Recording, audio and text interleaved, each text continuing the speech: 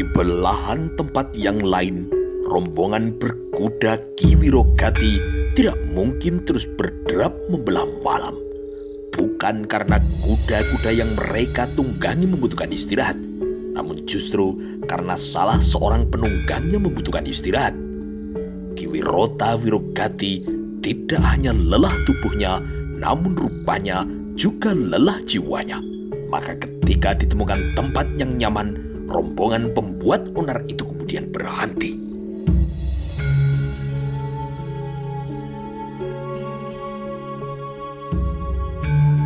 Secara merata, udara memang terasa gerah. Namun karena baru saja melawan angin, Ki Wirota Wirogati kini menjadi kedinginan. Panji Hamuk kemudian segera membuat perapian dengan mengumpulkan ranting-ranting yang kering. Dengan batu titikan, api dibuat untuk membakar sejumput rumput kering. Kiai Wirota Wirogati kini duduk mencangkung, berusaha mengangkat diri dengan duduk lebih dekat di api. Sebaliknya dengan Bremoro, begitu ia melihat sungai dengan air yang jernih, kaki tangan Ki Wirota Wirogati itu kemudian ambyur membasahi diri, langsung tenggelam menahan nafas melawan detak jantung yang terangsang yang kini terayun dengan lebih cepat. Ketika Bremoro muncul lagi ke permukaan, entah dengan cara bagaimana ia telah menggenggam seekor ikan yang lumayan besar.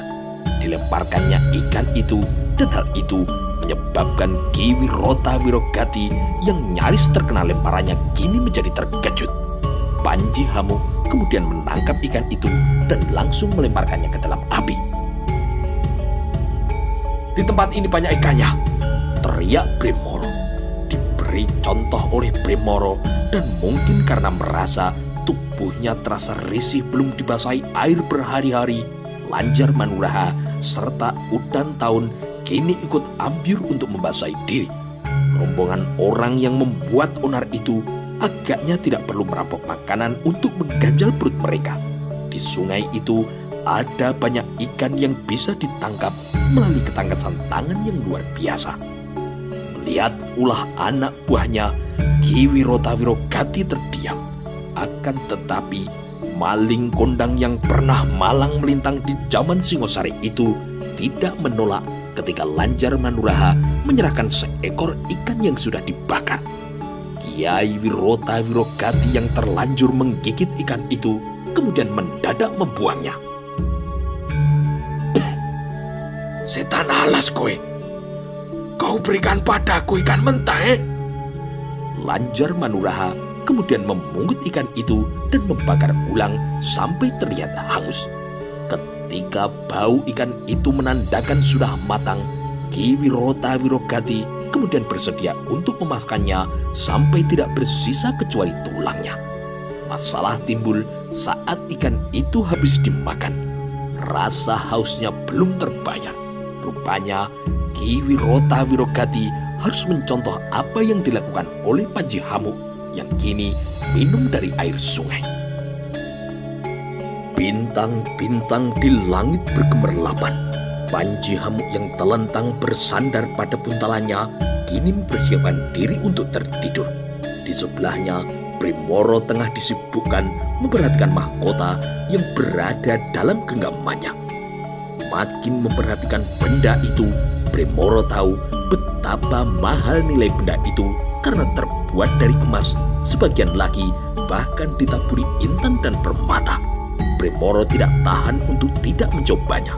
Mahkota itu diangkat dan kemudian akan dikenakan di kepalanya.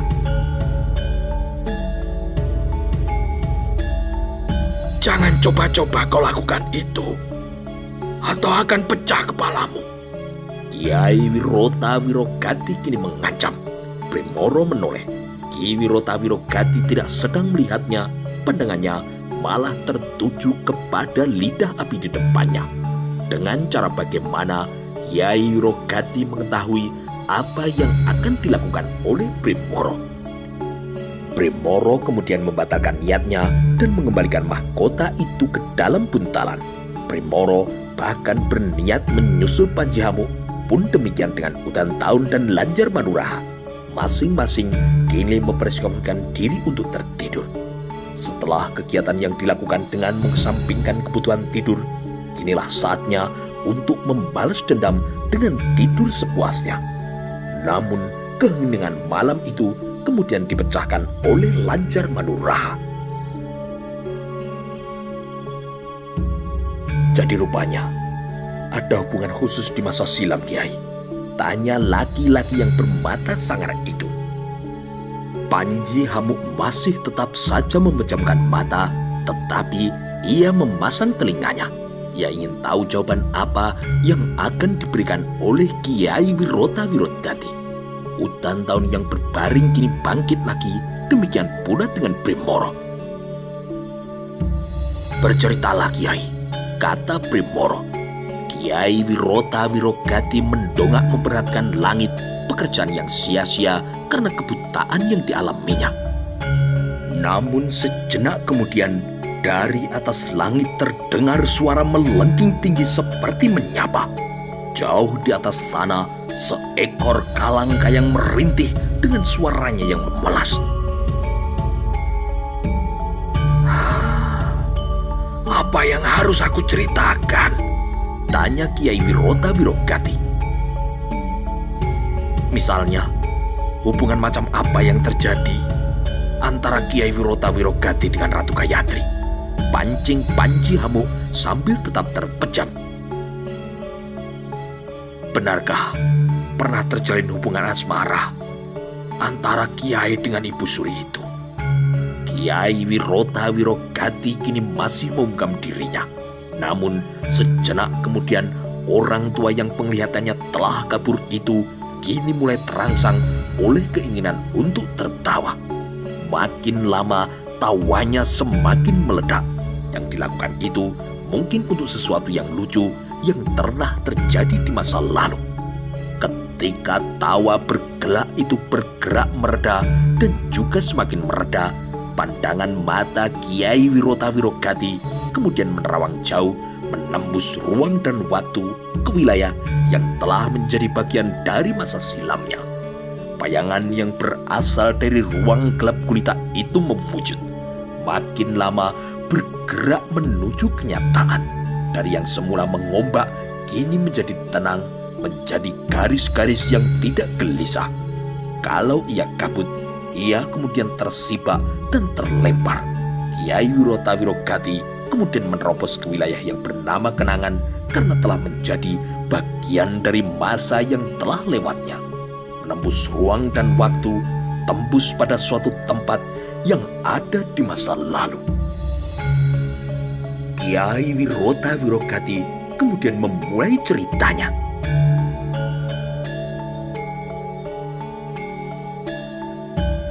Ombak yang berusaha menjilat pantai itu bukanlah ombak yang terlalu besar. Demikianlah selalu yang terjadi setiap hari.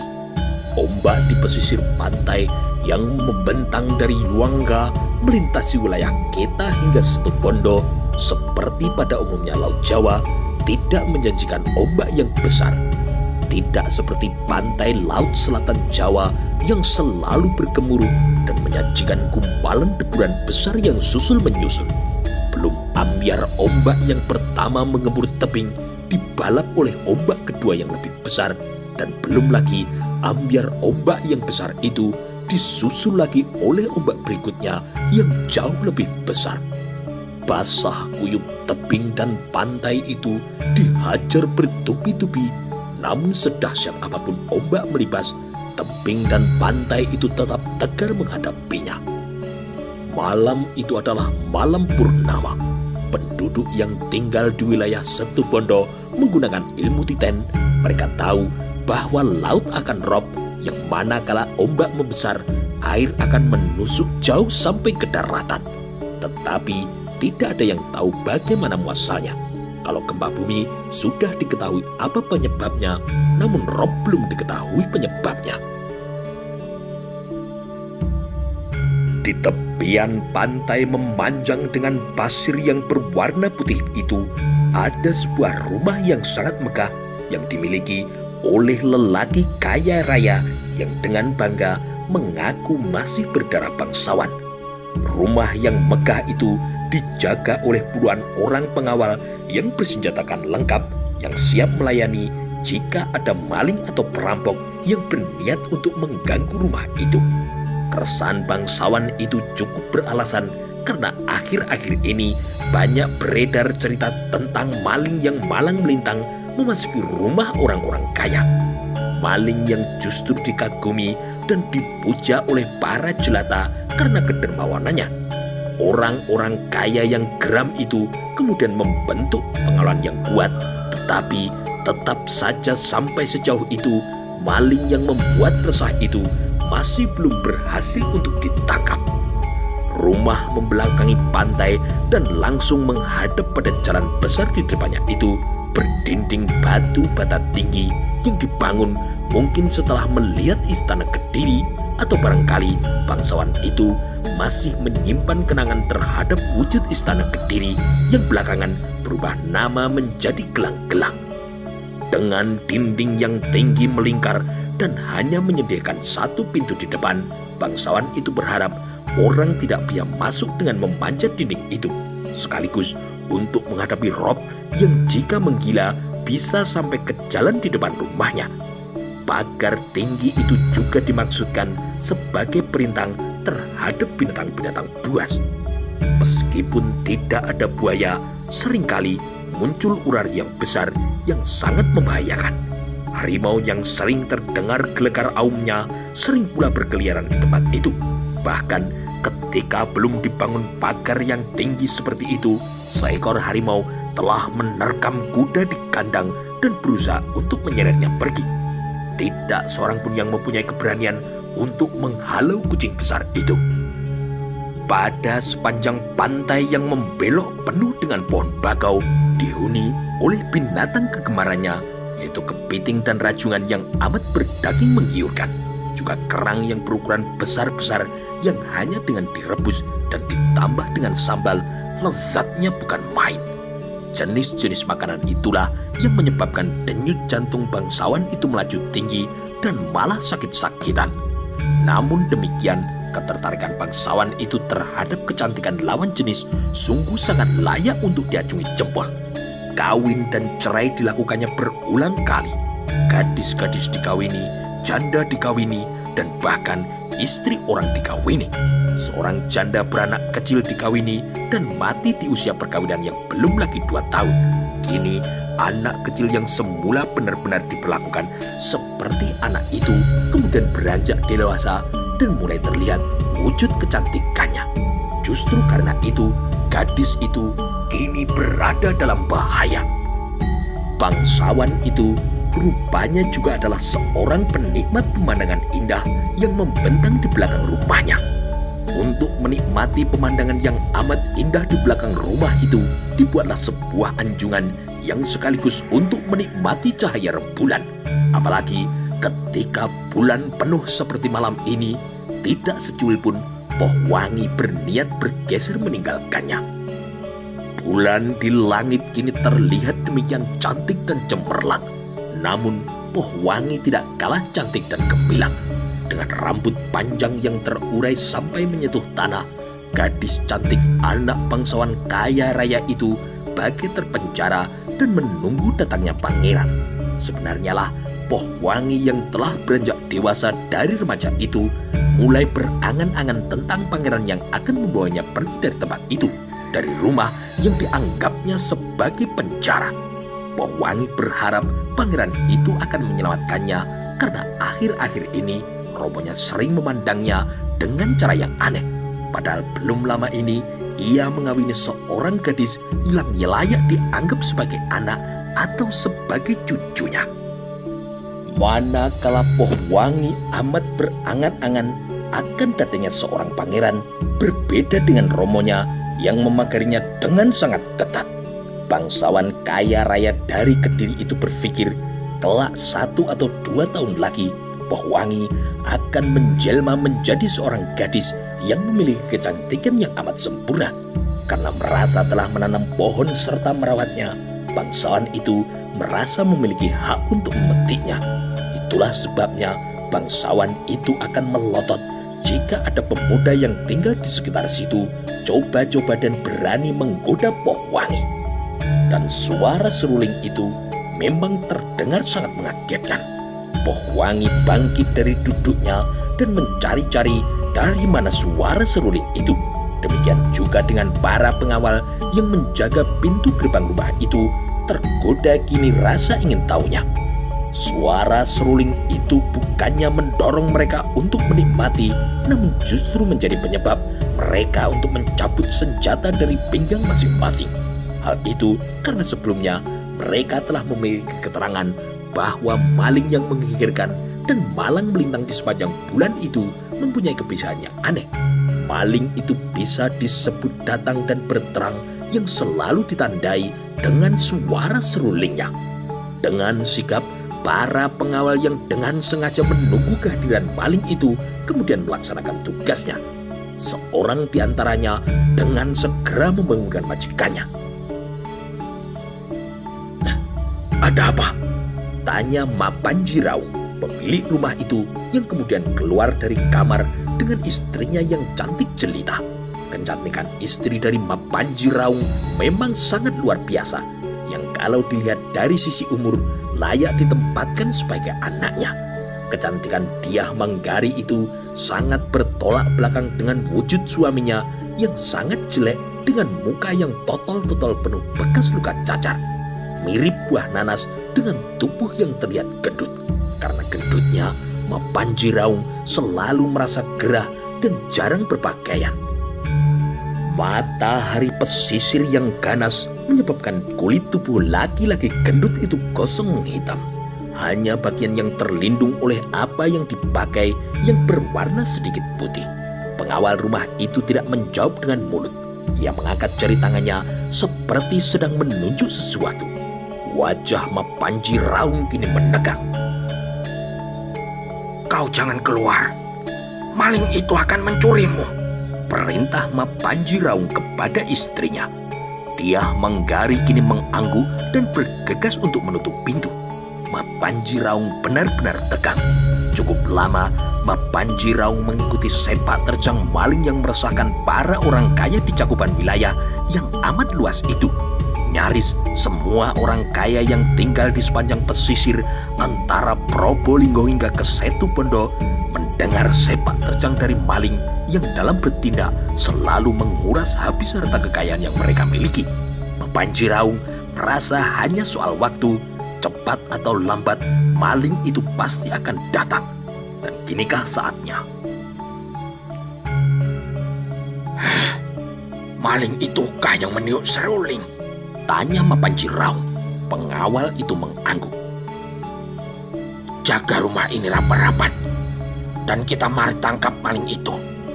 Kalau tertangkap, kita jebloskan ke dalam kerangkeng, yang di dalamnya kita akan masukkan ratusan kepiting yang berukuran besar." Para pengawal itu dengan segera menyebar dan melaksanakan tugasnya. Bergegas mereka menempatkan diri mengelilingi dinding dengan bersembunyi di balik rimbunnya belukar. Dengan jarak yang rapat, tidak ada orang yang bisa masuk ke dalam rumah itu tanpa diketahui.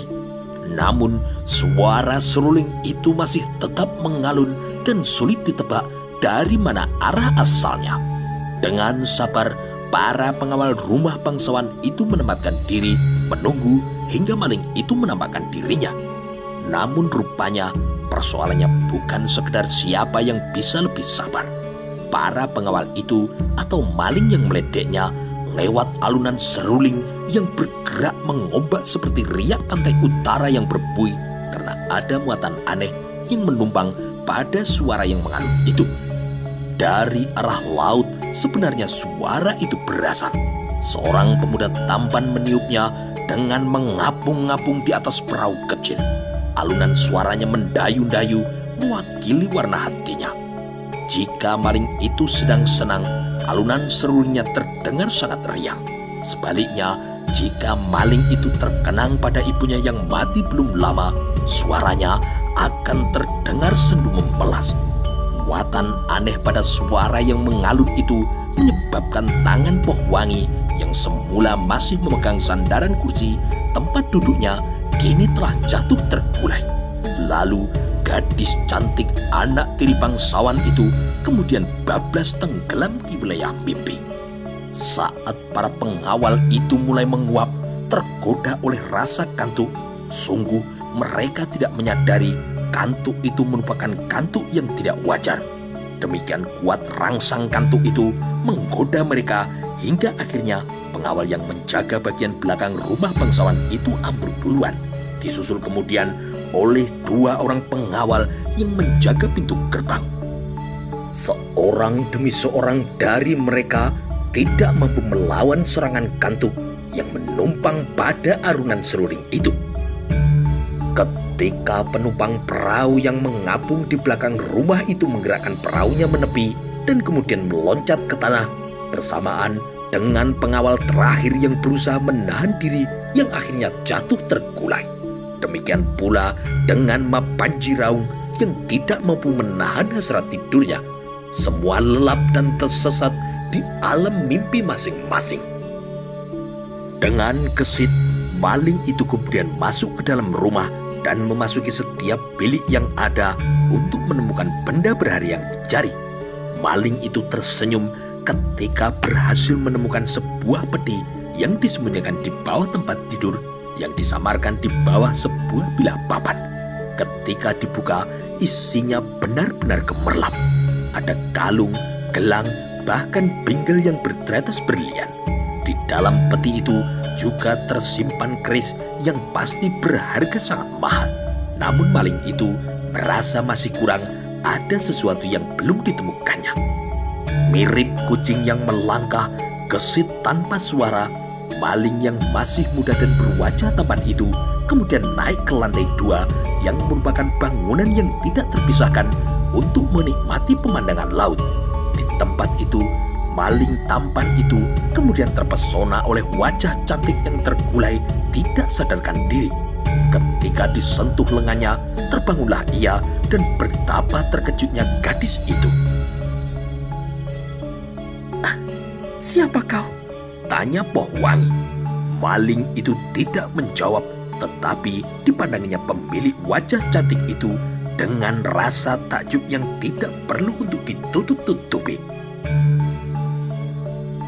"Siapa kau?" bertanya kembali Poh Wangi. Maling itu tersenyum dan memamerkan deretan giginya yang putih dan bersih serta wajah yang tampan. "Namaku Wirota Wirogati," jawab maling itu. Poh Wangi kini terjebak antara rasa takut sekaligus penasaran karena pemuda yang kini berada di depannya itu ternyata memegang sebuah seruling. "Kau peniup seruling itu?" tanya Poh Wangi. "Ya," jawab Wirota Wirogati. "Bagaimana kau bisa masuk? Apakah ramaku mengizinkanmu untuk menemui aku di sini?" Maling Wirota Wirogati itu kemudian tersenyum dengan pendek. "Semua orang di rumah ini, termasuk ayahmu, sedang tertidur dengan pulas." "Ayahmu yang bertubuh gemuk itu bukan?" jawab Wirota Wirogati. Poh Wangi kini mengangguk dengan tidak bisa menyembunyikan rasa herannya. Para pengawal dibayar untuk menjaga rumah itu siang dan malam. Jika malam tidak boleh ada yang tertidur. Namun bagaimana semua orang kini bisa tertidur dengan pulas?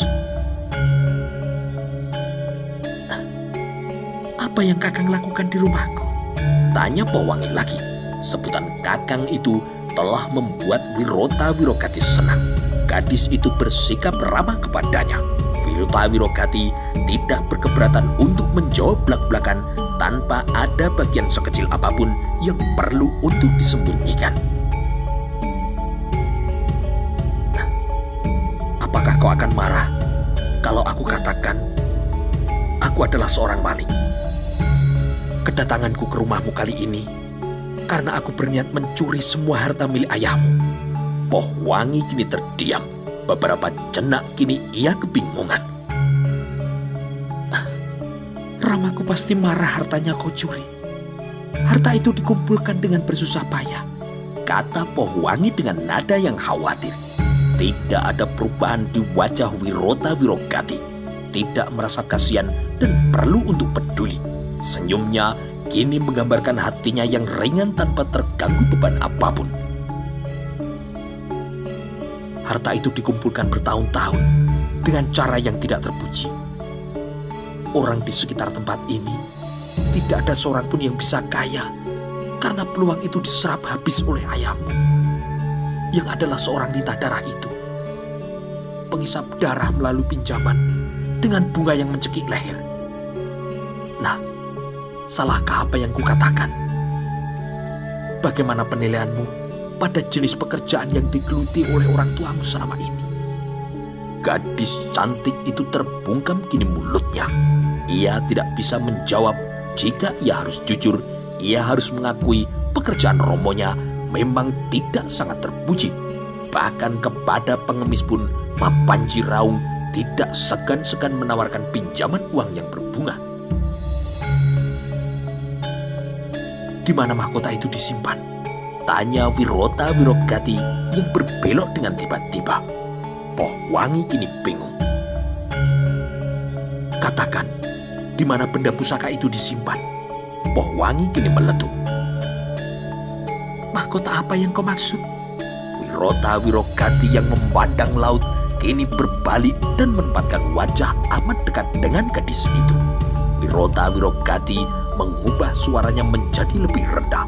Matanya dengan sengaja dibuat melotot. Dalam jarak yang sedekat itu, Pohwangi melihat pemuda maling di depannya itu memiliki wajah yang teramat tampan. Kau tahu apa yang kumaksud? Kedatanganku ke sini untuk mendapatkan benda itu. Katakan di mana?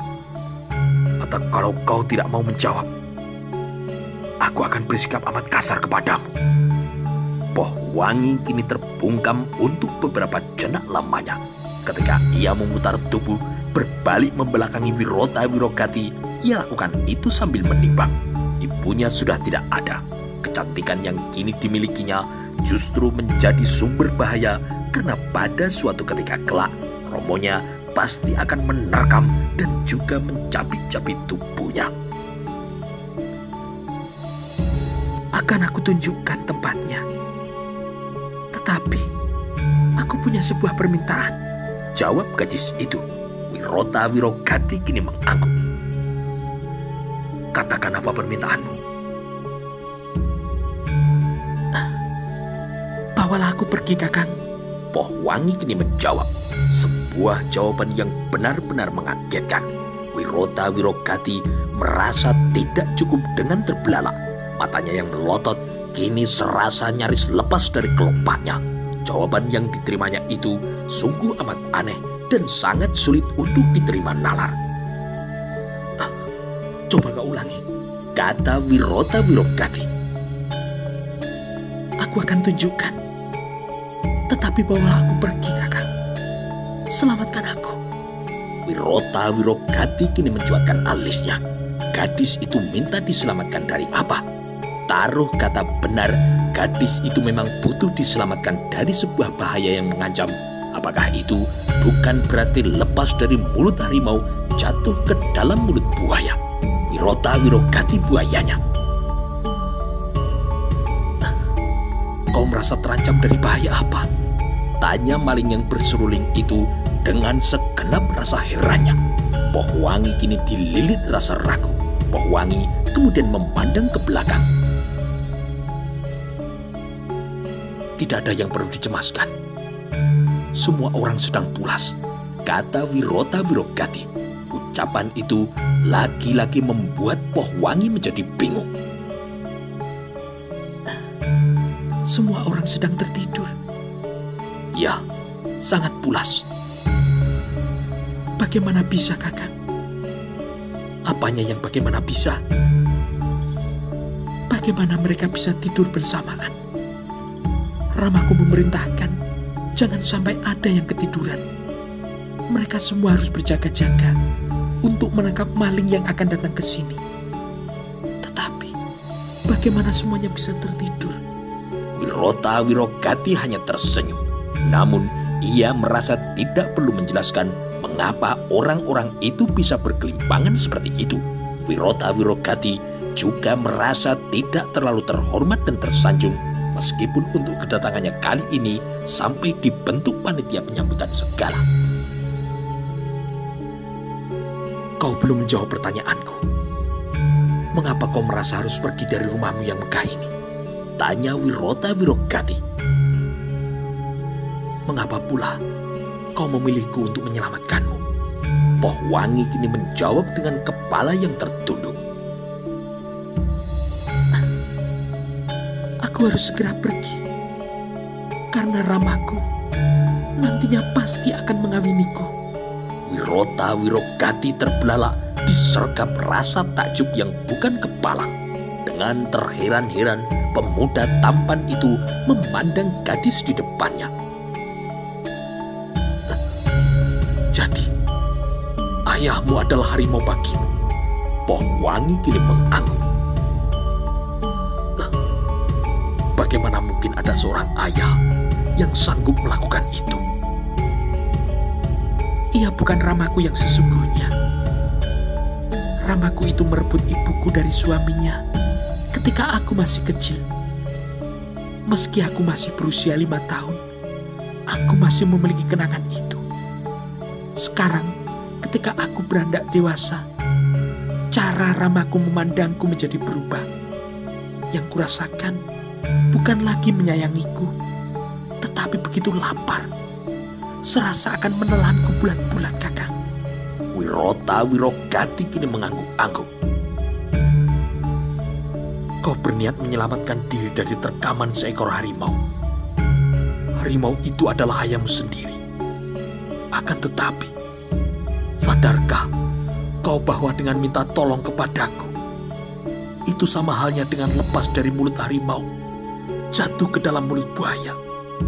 Gadis itu terbungkam, tetapi dengan seksama ia memperhatikan wajah pemuda di depannya yang menyebut dirinya sebagai buaya yang akan menerkamnya itu.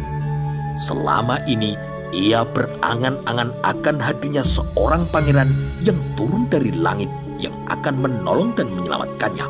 Pangeran itu kini telah datang meskipun mengaku sebagai buaya yang menjanjikan bahaya karena bisa menerkamnya. Akan tetapi, bukankah diterkam oleh buaya tampan itu jauh lebih baik daripada diterkam oleh ayah angkatnya? Bawalah aku pergi, Kakang. Dengan ketulusan dan senang hati, aku akan mengabdikan diri kepadamu sebagai seorang istri. Lanjut Pohwangi. Senyum yang semula mewakili rasa bingung itu berubah kembali ke mata yang makin terbelalak. Soal istri, selama ini Wirota Wirogati belum pernah berpikir akan memilikinya. Kali ini di depannya berdiri gadis cantik yang mau untuk menjadi istrinya. Ayah kandungmu masih ada? Gadis itu mengangguk. Di mana ayah kandungmu? Ramaku tinggal di Keta. Jawaban itu jelas mengagetkan karena Wirota Wirogati berasal dari Keta. Di Keta? Siapa nama ramamu? Ramaku tinggal di belakang istana Keta. Namanya Jalupara. Serasa tidak ada yang luar biasa pada nama yang baru disebut itu, maka tidak ada perubahan apapun di wajah Wirota Wirogati. Baiklah, aku akan membawamu keluar dari rumah ini. Tetapi tidak untuk kujadikan istri. Maafkan aku, karena aku belum pernah berangan-angan memiliki seorang istri. Akan tetapi, aku akan menolongmu, mempertemukanmu dengan ramamu. Bagaimana? Pohwangi terdiam beberapa saat lamanya. Perlahan ia mengangguk, maka ketika Mapanji Raung terbangun dari tidurnya adalah untuk terkejut bukan kepalang. Ia terkejut mendapati dirinya telah tertidur di halaman. Ia terkejut mendapati para pengawalnya tertidur. Ia lebih terkejut lagi ketika kehilangan besar-besaran. Satu peti emas perhiasan yang dimilikinya kini telah lenyap. Tidak hanya itu, Pohwangi juga ikut lenyap. Sebuah mahkota yang tiada tara harganya juga ikut lenyap dari tempat penyimpanannya. Maka retaklah kini tengkorak pelindung otak bangsawan yang semula kaya raya itu, dan kini mulai meyakini dirinya sudah jatuh melarat. Berlarian kebingunganlah bangsawan yang gendut itu. Mati aku. Orang itu mengeluh sambil menjambak-jambak rambutnya yang tidak seberapa itu, sambil berharap semua itu hanya mimpi. Namun Mapanji Raung tidak sedang bermimpi. Peti besi di bawah tempat tidurnya telah terbuka. Kalau sekedar harta emas perhiasan yang dibawa, kalau hanya sekedar Pohwangi yang lenyap, semua itu masih bisa untuk ditahannya. Tetapi sebuah mahkota pusaka juga ikut murca lenyap dari tempat penyimpanannya. Sebuah mahkota yang tidak ternilai harganya. Manakala darah mendidih dengan kepala yang serasa akan pecah, Mapanji Raung bisa twikromo. Tempat tidur itu ditendang dengan menggunakan kaki kanannya. Tidak peduli hal itu akan menyebabkan kakinya terluka, Dyah Manggari yang terbangun kini terkejut bukan kepalang.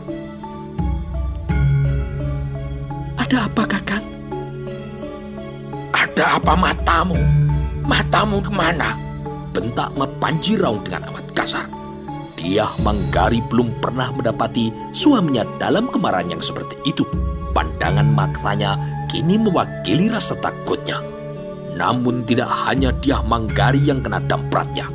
Para pengawal yang kini berlarian datang juga terkena semburan sumpah serapah yang langsung menusuk jantung harga diri mereka. Apa saja yang kalian lakukan? Kalian hanya mau uang dan upah yang kuberikan, tetapi tidak becus dalam bekerja. Para pengawal itu hanya bisa saling memandang di antara mereka. Marah dan gugup, Mapanji Raung menyadari keadaan yang demikian buruk itu. Dengan semua harta itu lenyap, kini ia bukan siapa-siapa lagi. Tidak memiliki apa-apa. Ia pun kini akan sama melaratnya dengan para tetangganya. Mana Pohwangi? Cari Pohwangi sampai ketemu, ucapnya dengan suara yang amat terbata-bata. Namun tidak mungkin mendapatkan kembali harta yang hilang di gondol maling itu. Sebagaimana mustahil menemukan Pohwangi dengan mengobek sekitar tempat itu. Para pengawal yang memburu dengan berkuda juga tidak menemukan yang dicari, karena Wirota Wirogati mengayuh dayunya lurus ke utara ke arah laut lepas. Dan manakala dirasa jarak cukup, layar kemudian dinaikkan. Dengan layar yang terkembang, perahu kecil itu melesat ke arah barat. Para pengawal itu tidak ada yang menduga maling itu mendatangi tempat itu dengan menggunakan perahu.